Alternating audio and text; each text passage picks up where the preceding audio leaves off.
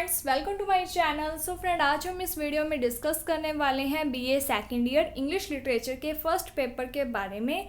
तो आपको जो भी इंपॉर्टेंट क्वेश्चंस थे वो सभी बता दिए गए हैं एक वीडियो में, तो आप उस वीडियो को देख लेना। एंड इसके साथ ही अगर आपको कोई भी पॉइंट्स वगैरह पढ़नी है या फिर लॉयल्टीज प्ले की समरी पढ़नी है तो वो सभी वीडियोस बना दी गई है। BA second year English literature point के नाम से एक प्लेलिस्ट बनाई गई है, उसमें आपको हर एक पॉइंट और जो लॉयल्टीज प्ले की समरी है वो करवाई गई है। एक वीडियो और भी बनाई गई है लिटरेरी टर्म से रिलेटेड, आप उस वीडियो को भी देख लेना, प्लेलिस्ट में आपको मिल जाएगी।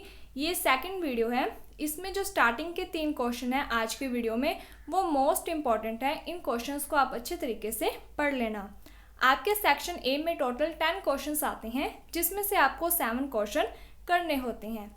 ये जो 7 क्वेश्चन होते हैं इनमें से 3 या 4 क्वेश्चन आपके लिटरेरी हिस्ट्री और टर्म में से पूछे जाएंगे, इसलिए आपको हर एक जो क्वेश्चन है उसकी 3 या 4 लाइंस लिटरेरी हिस्ट्री और टर्म्स की अच्छे से याद कर लेनी है।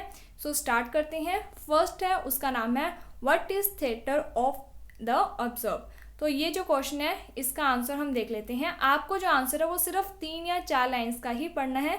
तो यहाँ पर अगर आप लिखना चाहो तो आप स्टार्टिंग की लाइंस लिख सकते हो, अदरवाइज आप अपना जो आंसर है वो यहाँ से स्टार्ट कर सकते हो। यहाँ लिखा हुआ है देयर वर्क सिंपली एक्सप्रेस। आपको क्या लिखना है, सबसे पहले आप लिखोगे the theatre of the observe, फिर work simply express the thought of human existence. यानी कि इसमें क्या है कि ह्यूमन का एग्जिस्टेंस है जो उसके बारे में बताया गया है, दैट हैज़ नो मीनिंग और पर्पस, जिसका कोई भी मीनिंग और उद्देश्य नहीं है। इफ़ अ ट्रबल कम, कभी भी मुसीबत आती है, some logic is given on a matter. तो क्या होता है कि किसी भी मैटर पर लॉजिक दिए जाने लग जाते हैं, तर्क दिए जाने लग जाते हैं। It simply make the situation worse and further lead to the silence, जिससे जो सिचुएशन होती है उससे और ज़्यादा ख़राब बना दिया जाता है, जो कि लास्ट में साइलेंस हो जाती है। ठीक है, जो सिचुएशन होती है वो बहुत ज़्यादा ख़राब हो जाती है। पहला आपका क्वेश्चन का आंसर हो चुका है। सेकंड जो क्वेश्चन है वो है the main feature of Victorian poetry, कि ये पूछा जा सकता है कि जो विक्टोरियन पोइट्री है उसके कौन कौन से मेन फीचर्स हैं।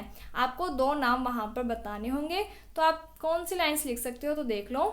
The Victorian poets wrote on multiple themes and subject, which is why Victorian poets need to be analyzed by separating the Victorian poet from the pre-Raphaelites। तो इसमें क्या है कि जो विक्टोरियन पोइट्स होते हैं वो मल्टीपल थीम्स और सब्जेक्ट है जो वो यूज़ करते हैं, ठीक है, किसी भी पोइट्री को एनालाइज करने के लिए। इतना लिखने के बाद अब आपको क्या करना है कि यहाँ पर जो ऑप्शंस दिए गए हैं जैसे ए बी, तो आपको कोई भी 2 या 3 वहाँ पर अपने आंसर में लिख देने हैं। कौन कौन से फीचर हो सकते हैं, तो रियलिज्म हो सकता है, फोकस ऑन मासेस हो सकता है, ठीक है, पेसिमिज्म हो सकता है, साइंस एंड टेक्नोलॉजी, ये आप वहाँ पर लिख सकते हो। Sense of responsibility, questioning to God, morality, interest in medieval maths, तो ये जो भी हैं उसमें से आप जितनी चाहो वहाँ पर लिख देना। इसके बाद जो नेक्स्ट क्वेश्चन है वो आपका देख लेते हैं। हाँ जी, नेक्स्ट है डेफिनेशन ऑफ सॉलिक्यू। तो आपको बताना है कि जो सॉलिक्यू होता है वो क्या होता है। तो इसमें आपको बताना है और soliloquy is a literary device in the form of speech और monologue spoken by a single character in the theatrical play और ड्रामा। कि सोलिलॉक में क्या होता है कि एक सिंगल कैरेक्टर होता है प्ले या ड्रामा में, और उसी के द्वारा, मोनोलॉग का क्या मीन्स होता है, बोलना, ठीक है, जो एक पर्सन है वही क्या है, बोल रहा होता है और वो खुद से ही बोल रहा होता है। The purpose of a soliloquy is for the character to express their inner thoughts and feeling that are not intend to be heard और known by the other character in the play और the audience member. यानी कि इसका main purpose क्या होता है कि जो कैरेक्टर होता है वो अपने अंदर के जो थॉट्स होते हैं, फीलिंग्स होते हैं, उसे एक्सप्रेस कर रहा होता है, किसको, खुद को ही, ठीक है। दैट आर नॉट इंटेंट, उसका कोई भी इंटेंशन नहीं होता है कि कोई उसके थॉट्स को सुने या फिर जाने। यानी कि कोई प्ले है जैसे उसमें मान लो 4 से 5 लोग हैं, ठीक है, उसमें क्या होता है कि एक जो पर्सन है उसके माइंड में क्या चल रहा होता है, वो अपने जो थॉट्स होते हैं उन्हीं के बारे में सोच रहा होता है, लेकिन उसका ये पर्पस कभी भी नहीं होता है कि वो जो बातें हैं जो उसके दिमाग में चल रही हैं वो कोई और पर्सन या फिर ऑडियंस सुने, ठीक है, उसी को कहते हैं सॉलिकी। इसके बाद नेक्स्ट है what is a heroic couplet, कि हीरोइक कपलेट क्या होती है। तो a heroic couplet is a pair of rhyming line that is present in the heroic poem और that relates theme of heroism with the larger poem. यानी कि ये क्या होती है कि इसमें एक राइम लाइन्स होती हैं, इसके साथ ही क्या होती है, ये जो पोइम होती है इसमें जो थीम होती है वो क्या होती है, हीरोइज्म, ठीक है, विद अ लार्जर पोइम, और इसकी जो पोइम होती है वो लार्ज होती है। Heroic couplet generally consist of 2 lines written in iambic pentameter, और ये किस में लिखी जाती है, तो ये आइएम्बिक पेंटामीटर में लिखी जाती है। तो अगर आप इतना लिख देते हो, 2 नंबर का क्वेश्चन आएगा तो इतना इनफ होगा, ठीक है। अगर आप ज़्यादा लिखना चाहते हो तो आप पढ़ सकते हो, लाइन्स यहाँ पर लिखी हुई हैं। इसके बाद नेक्स्ट है what is conceit in the literature. Conceit क्या होता है, a conceit is in literature is a type of figurative language in which the writer establish a comparison between two very different concepts or object। इसमें क्या होता है कि जो writer होता है कोई भी 2 कंसेप्ट, कोई 2 विचार या फिर कोई 2 ऑब्जेक्ट, थिंग, इन दोनों के बीच में ना डिफरेंस होता है, उसी को कंपेयर करता है, ठीक है। यानी कि जो कंपैरिजन होता है 2 चीज़ों के बीच में उसे ही कंसीट कहते हैं।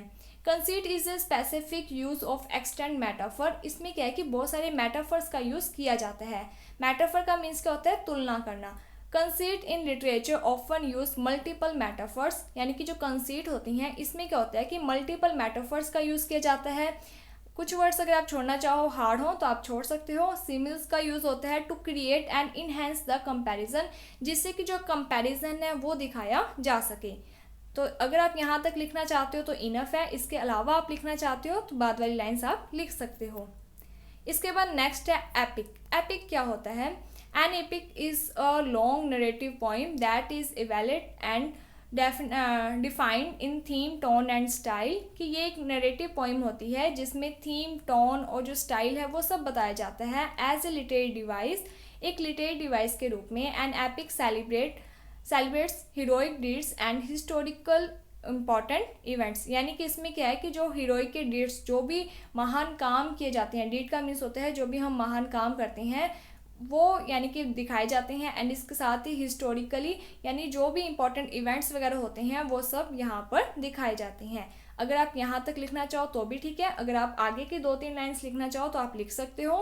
An epic usually focus on the adventures of a hero, यानी कि इसमें मेन फोकस किस पर होता है कि हीरो के द्वारा जो भी काम किए जाते हैं, और जो हीरो होता है whose has qualities that are supreme, उसके अंदर बहुत सारी क्वालिटीज़ होती हैं जो कि सुपर ह्यूमन और डिवाइन, जो कि यानी कि बहुत ज़्यादा अलग सी यानी कि उसमें क्या शक्तियाँ वगैरह होती हैं, दैवीय शक्तियाँ होती हैं। And on whose very fate often depend on the destiny of a tribe, nation और some time the whole of the human race. और ये डिपेंड किस पर करती है, तो डेस्टिनी किसकी, ट्राइब की, नेशन की, या फिर जो ह्यूमन रेस है उस पूरे की, यानी कि जो भी है उसके ऊपर डिपेंड करती है, उसके फेट का मीन्स होता है भाग्य पर डिपेंड करती है। तो ये आपके हो गए कुछ लिटरेरी टर्म्स जो कि आज हमने इस वीडियो में डिस्कस कर लिए हैं। कुछ हमने एक वीडियो पहले बना दी है, उसमें भी डिस्कस कर लिए हैं, वो आपको वीडियो प्लेलिस्ट में मिल जाएगी। अब आपके कुछ रह गए हैं उनकी भी वीडियोस बना दी जाएगी। होपफुली आपको ये जो लिटरेरी टर्म्स है वो समझ में आ गए होंगे। स्टार्टिंग के जो 2 लिटरेरी टर्म्स थे वो मोस्ट इंपॉर्टेंट है, तो आप उसे अच्छे से पढ़ लेना। So thank you friends for watching my video. Thank you.